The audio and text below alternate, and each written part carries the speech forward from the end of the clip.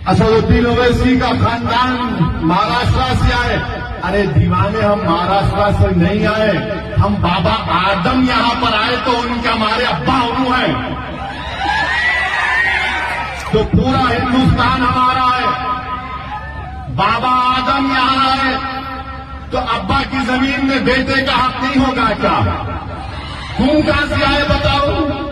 मैं तो बाबा आदम का निस्बत बता दिया, बोलो तुम कहां से आए, किधर से आए तुम?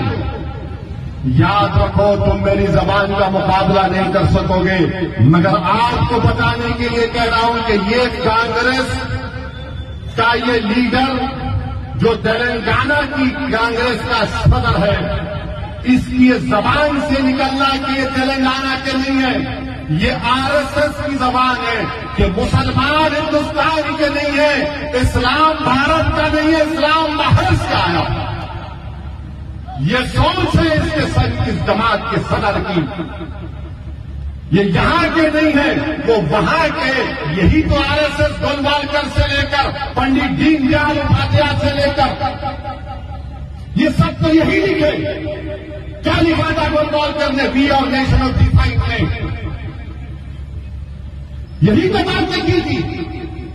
आरएसएस के संचालक के बयान पढ़ लो आप, पिछले 40 साल 50 साल पुराने, वो ये कहते हैं कि मुसलमान इस्लाम इस मुल्क का नहीं है, बाहर से आए। तो वही जबान में ये कह रहा है कबूतर।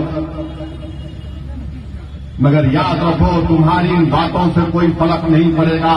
हां, तुमने तुम्हारे दिल और दिमाग पर जो नफरत है मुसलमानों के लिए, तुमने जाहिर कर दिया। तेलंगाना के तमाम मुसलमानों को बता दिया कि तुम बोलोगे तो गोलवालकर की जबान में बोलोगे, तुम बोलोगे तो दीनदयाल उपाध्याय की जबान में बोलोगे, तुम बोलोगे तो आरएसएस की किताबों में जो जहर लिखा गया उसको तुम अपनी जबान से बोलोगे। तो याद रखो, हम आरएसएस से 70 साल से मुकाबला करते आ रहे हैं, तुम नहीं करे। और ये कौन था ये सदर इनका? 1999 में आपको याद होगा, जब मरहूम सैयद सज्जाद असेंबली का इलेक्शन लड़े, ये कांग्रेस का सदर किशन रेड्डी के साथ काम कर रहा था बीजेपी के लिए। मैं देखा अपनी आंखों से इसको देखा मैंने। जहां पर ये गुड्डी मंगापुर की मार्केट उस वक्त का इलाका कारवान में था,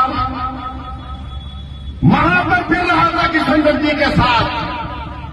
अब हमको भूल रहे हैं, हमको सबक याद रखो। तुम्हारा पूरा सिलसिला हमारे पास है। तुम कब थे 1999 में? तुम्हारी जवानी में तुम एबीवीपी में थे, वहां से निकलकर तुम गए आरएसएस में थे, फिर तुम बीजेपी में आए, फिर बीजेपी में फिर तो आरएसएस ने कहा कि नहीं, अब तुम चंद्रलू के पास चले जाओ, जब जेल में है। तो चंद्रलू के पास गए। जब चंद्रलू का मामला खत्म हुआ तो कूद गए कांग्रेस में। तो कांग्रेस ऐसे लोगों को लेती है जो आरएसएस की जबान में बोलते हैं।